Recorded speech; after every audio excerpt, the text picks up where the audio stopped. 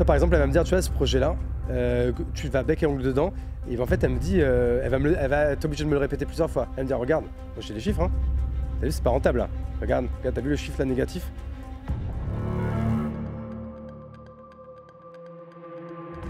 Nous, ça fait 15 ans qu'on est ensemble et on a très vite acheté. Tu vois, Ouais. on s'est mis ensemble en 2009 et on a acheté notre premier appart en 2013. Ouais. Donc, tu vois, il y a plus de 10 ans.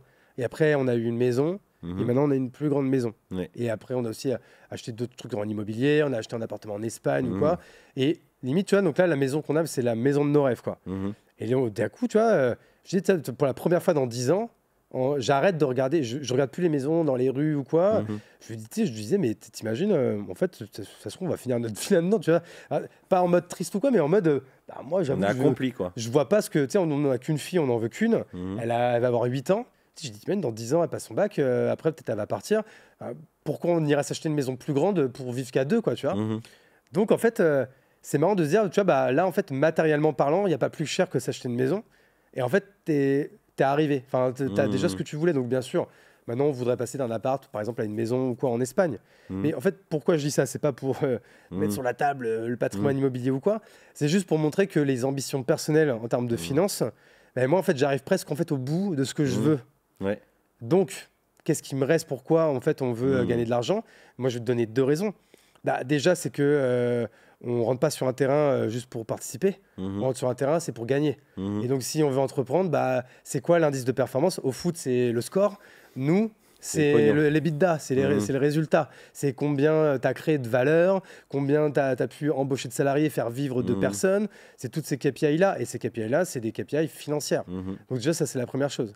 Et j'ai même oublié la deuxième chose. Et la deuxième chose, c'est que bah, comme moi, j'aime créer, et bah, plus tu as de moyens, plus tu peux créer des choses qui te font kiffer. Tu vois. Ouais, c'est vrai. Donc en fait, genre, tu vois, on a eu cette discussion avec ma femme il n'y a pas longtemps en disant, bah, en vrai, maintenant, tout ce que je veux gagner ou quoi, bah, en fait, c'est presque plus pour des targets personnels, en fait, quoi. Et ta femme, du coup, elle, dans ton aventure entrepreneuriale, quel rôle elle joue? Quelle complémentarité vous avez? En quoi tu es un meilleur entrepreneur grâce à elle? En fait, elle joue le rôle de, quand même, de... Tu vois, par exemple, on part beaucoup en vacances. On fait beaucoup d'immobilier. On fait... du coup, aussi, je monte pas mal de boîtes. Tu as compris que la gestion financière, de base, c'était pas mon fort. Bah, par exemple, Delphine, par exemple, elle va gérer tout ça. Tu vois. Moi, en fait, ce qui est bien en fait, avec l'argent, c'est qu'en vrai, j'y pense quasiment jamais. Ok. Par exemple, tu vois, je sais qu'il y a plein de gens qui jouent à ça. Moi, je serais incapable de te donner la valeur de mon patrimoine. Je serais incapable de te dire combien il y a d'argent sur mon compte. Je serais incapable de te donner le montant exact de mon avis d'imposition. Et pourtant, je l'ai screené il n'y a pas longtemps pour un article de newsletter que j'avais fait un peu sur le sujet.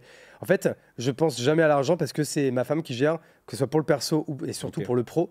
C'est elle qui gère tout et c'est elle qui maintenant en fait qui me conseille. C'est-à-dire que je prends jamais de décision importante financière, même si ça arrive encore, normalement sans lui demander son C'est ta DAF, quoi. son autorisation. C'est complètement ma DAF. Ok.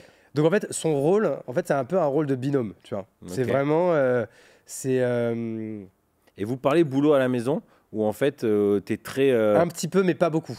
D'accord. En fait, on en parle quand, tu vois, par exemple, elle va me dire, tu vois, ce projet-là, tu vas bec et ongle dedans. Et en fait, elle me dit, elle va être obligée de me le répéter plusieurs fois. Elle me dit, regarde, moi j'ai les chiffres, hein. T'as vu, c'est pas rentable là. Regarde, t'as vu le chiffre là négatif? Ouais, mais en fait, je suis sûr que t'as fait une erreur. Tu sais, j'ai dit des trucs comme ça et tout. Refais les calculs. Ouais, je suis sûr que ça va le faire ou quoi. Et en fait, tu vois, par exemple, là, il y a un projet, pourtant, tu vois, qui fait 200 000 euros de chiffre d'affaires, non, moins 175 000 euros de chiffre d'affaires l'année dernière. Ouais. Mais tu vois, elle m'a montré par A plus B qu'on perdait de l'argent et du temps et de la charge mentale dessus. Ok. Et donc, du coup, elle m'a convaincu de l'arrêter. Et pour un mec comme moi, abandonner, alors pour certains, 200 000 euros, c'est beaucoup. Pour certains, 200 000 euros, c'est une goutte d'eau. Pour moi, 200 000 euros, c'était sur notre partie perso, là, tu vois. Bah, c'était pas mal quand même, tu vois. Et tu vois, voilà, elle joue ce rôle-là de dire, je l'ai abandonné, on a arrêté. Et est-ce que du coup, pour ça, quoi. Vous êtes, moi je pense à des tests de personnalité que j'ai fait avec ma femme, on est vraiment le yin et yang. Ah ben nous, on n'en a pas fait de ça, mais si on le faisait, on est foutrement différents, quoi. Je pense qu'on serait aux opposés, tu sais, les trucs de couleur et tout là. Ouais. Et comment est-ce que quand tu l'as rencontré, tu l'as senti ça ou ça s'est découvert avec le temps? Non, tu sais, nous, on s'est rencontrés, on avait 20 ans, 21 ans. Je pense que tu pensais pas à la complémentarité de Ouais. couple ou quoi. Non, c'était juste un coup de foot normal, Et quoi. cette complémentarité, euh, c'est quelque chose qui, comment dire, dans lequel vous continuez à le développer, les choses se font naturellement. Est-ce que c'est toujours un avantage que parfois c'est un inconvénient? Non, non, moi, dans ma vie pro, c'est 100% un avantage. Moi, aujourd'hui, justement, j'ai la chance de pouvoir être concentré sur tout ça. Mais tu vois, en fait, je te parlais tu vois, avant de faire de l'immobilier, c'est très bien. Tous ceux qui font de l'immobilier, ils le savent. En vrai, c'est pas si flat que ça en termes de choses Hmm. à gérer ou quoi. C'est beaucoup de choses à gérer. Regarde, je vais vous donner un exemple, mais encore une fois, mais ultra simple. Là, on a acheté la maison de nos rêves, mais c'était une affaire quand on l'a acheté. C'était un taudis, il y avait énormément de travaux. Mais moi, j'ai pas, c'est même pas que j'ai géré 10 ou 20% des travaux, j'ai géré 0% des travaux. Parce que déjà, d'une, je serais incapable de le faire. Et de deux, parce qu'on s'est dit, voilà, toi, tu es meilleur pour créer de la valeur entrepreneurialement parlant. Et ma femme, c'est une gestionnaire. Et donc, elle sait gérer ces trucs-là. Moi, je suis Hmm. pas un très bon gestionnaire. Je suis un très bon kicker, je suis un Hmm. très bon vendeur, je suis un très bon fédérateur. Mais la gestion de projets ou financière, Mhm. c'est pas mon fort. Donc, on est ultra complémentaires, que ce soit dans notre vie pro ou notre vie perso, quoi, tu vois. Du coup, tu dis que tu es un kicker de projet. Qu'est-ce qui te fait dire ce projet, il vaut la peine et celui-là, non, je le mets de côté ou celui-là, je le mets au frigo en attendant? Parce que j'imagine que tu dois avoir plein de choses dans ta tête, plein d'opportunités qui te viennent et à un moment, tu dis plus non que oui. C'est quoi tes éléments de discernement? Franchement, bah, justement, j'essaye de plus en plus de dire non parce que ça a été mon défaut à Ouais. dire oui à plein de choses. En vrai, la première chose, c'est que déjà, tu peux pas faire tout seul. Donc, comme tu dis, les choses auxquelles je pense ou les opportunités, bah, ça vient toujours dans l'équation, c'est avec qui je vais le faire.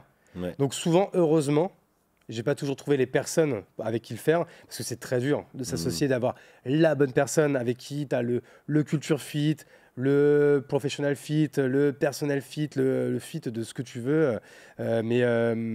Donc heureusement, j'ai pas toujours trouvé les personnes. Parce que si à chaque fois j'avais trouvé les bonnes personnes, je pourrais avoir 10-15 boîtes, quoi. Donc toi, c'est au clair, tu as une idée, tu trouves la personne qui va le faire. Si franchement je trouve pas la bonne personne avec qui le faire, pour l'instant, mais j'ai un frigo qui est grand comme ça, hein, Ah ouais. dans mon Notion. Et tu disais qu'un de tes talents, c'est donc le côté commercial. Je reviens à ma question d'avant. Tu dis, OK, je suis extrêmement focus sur mes objectifs et tout. Mais en même temps, tu sais comme moi, le boulot de commercial, c'est de l'instinct. Tu as le mec de, je sais pas, de Conto, le responsable marketing qui te contacte. Tu vas répondre direct pour essayer de briquer ton truc. Ou au contraire, même commercialement parlant, tu mets une discipline en disant, ah ben, moi, je suis dispo jeudi à 14h. Parce Non, que non, parce le que commercial, il y a une... j'ai un bloc de sales quotidien. Ah, Donc dans tous d'accord. les cas, au pire, il attendra 24 heures. Donc, ok. Donc, si tu l'as intégré en disant tous les jours, je sais que là, c'est en mode sale. Ouais, c'est-à-dire en fait déjà quand même la plupart de mes gros gros projets deep work du matin, Ouais. ils concernent quand même souvent des choses qui concernent le sales. Mais même quand ils concernent pas le sales, ça va par exemple concerner de la création de contenu ou Mhm. autre chose, donc ça va donner de l'inbound ou quoi. Donc Oui, mais tu peux être autonome là-dessus. c'est toujours un peu sales. Comment? Tu es autonome là-dessus. Hmm. Alors qu'un appel, un networking, le gars, il va pas. Il y a comme des rapports de force. Ah mais C'est-à-dire qu'en si, mais là gros. après moi je vais prendre rendez-vous avec lui, mais du coup l'après-midi. Donc comme mes après moi ils sont libres en fait. Ils sont D'accord. dans mon si tu, je te montrais là Hmm. mon agenda, les après-midi, à part le mercredi après-midi où je m'occupe de ma fille, sinon tous les autres après-midi ils sont libres en fait, il y a rien dedans. D'accord. Oui, donc tu te donnes une part de flexibilité. Ah mais oui, franchement les gens si vous faites votre agenda, il faut vraiment avoir des blocs qui sont vraiment en weekly pour Hmm. faire naître des routines et des habitudes. Mais moi mon meilleur conseil, surtout si vous avez des amplitudes de matinée qui sont longues, vous mettez tout le matin. Et l'après-midi, ça doit être libre. Et l'après-midi, c'est là que vous mettez les meetings, traiter les mails et traiter le tout venant, en fait, et Hmm. saisir les opportunités que vous aurez. En vrai, Mhm. si tu prends je pense que la plupart des gens, la moyenne, ça doit être quoi? Les gens font des semaines de 50 heures. Mhm. En vrai, vous planifiez 25 heures et vous laissez 25 heures de libre. Ouais, bien vu. La dernière fois qu'on s'est parlé, on parlait taille d'équipe. Ouais. Je te partageais les défis et toi tu m'as dit un truc que je trouvais qui m'a fait du bien de l'entendre. Tu t'es dit moi, au-dessus de, je crois que tu disais 7, c'est la merde. Et c'est bon, j'ai accepté. En fait, je suis pas fait pour plus. Et j'ai aimé ce côté, ok, c'est bon, je me suis apaisé là-dessus. Qu'est-ce qui t'a amené à en arriver là? Parce que c'est vrai que si on parle du game, il y a le côté chiffre d'affaires, il y a le nombre de followers, puis tu as la taille de ton équipe. Tu vois, si on devait mesurer la quéquette, il y a ces trucs-là. Ouais. Et le fait de dire, bah non, en fait, moi, j'ai 5 mecs, ils sont tous en freelance. Et en même temps, là, moi, j'ai réduit mes tailles d'équipe. Je revis. Mais tu sais, il y a un petit... Tu sais, quand tu rencontres quelqu'un, ça fait toujours stylé. Comment, toi, intérieurement, tu t'es apaisé là-dessus? Alors déjà, je me suis apaisé sur le fait que j'avais pas trop de problèmes d'ego par rapport à ça. Ok. En fait, tu mesures pas ton limite, succès moi, je avec ça. préfère montrer... pour moi, pour reprendre ta métaphore, montrer sa bite, c'est plus quelle valeur tu as créée, quelle marge tu as générée ou quoi, plutôt que le nombre de salariés que tu as. Tu vois, déjà, c'est la seule KPI en fait, qui véritablement m'intéresse. Et après, en fait, c'est surtout que, comme je te dis, en fait, moi, je suis un véritable animal social dans la vie de tous les jours. J'adore être entouré, les teufs, quand moi, tu vois, moi, je viens d'une famille où à Noël, on était 30. Enfin, j'adorais, ça grouillait, il y a du bruit. Enfin, j'adore ça, tu vois. Mais par contre, alors, je sais pas si c'est, je sais pas pourquoi, mais par contre, sur la partie boulot, je suis assez solitaire. Ok. Tu vois, par exemple, moi, si j'étais pas aussi, tu vois, je pense par exemple que j'aurais fait un excellent solopreneur. Ouais. Mais en fait, il y a ce côté quand même. Je suis quand même un peu hybride. C'est-à-dire que par contre, être que tout seul, à un moment donné, ça commence à me manquer. En fait, je fais un peu par période. Tu vois, là, en fait, j'ai été beaucoup tout seul en 2023. Et d'ailleurs, c'est pour ça que ça m'a fait que... C'est pas que j'ai stagné, mais en fait, j'ai pas passé des plafonds. Et c'est pour ça que là, je suis en train de recréer une équipe autour de moi depuis un mois. Mais par contre, je me connais. Je sais que j'essaierai de pas aller au-dessus de 7-8 personnes. Parce que c'est... Au-dessus, je vais pas être bon en fait, quoi, tu vois. Et l'équipe qui est autour de toi, c'est une équipe pour t'aider à lancer tout plein de projets ou c'est des équipes sur le projet? Je m'explique. J'avais un ami, il me donnait cette métaphore que je trouvais intéressante. Il me donnait cette image-là. David, tu es un peu comme une gare. Tu ramènes des équipes, tu les mets dans un train et tu les lances. Sauf que toi, tu as un peu une frustration parce que tu as monté une équipe. Après, ils sont partis tout seuls. Il dit, un jour, tu verras, tu vas commencer à créer une équipe dans la gare. Et ça, c'est un de mes objectifs à terme. C'est une équipe qui est là pour t'aider à m'aider à lancer plein de trains. L'équipe que tu es en train de monter, c'est celle qui va t'aider à lancer plein d'équipes, mais qui va rester avec toi, ou c'est une équipe que tu es en train de fédérer et ensuite qui va lancer un de tes projets?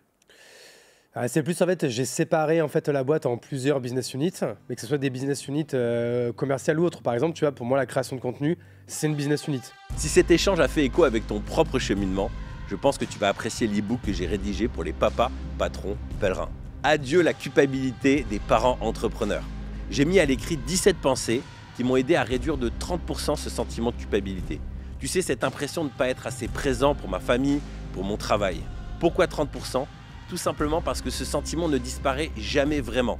Bien géré, il est un indicateur, mais non contrôlé, il fait beaucoup de dégâts.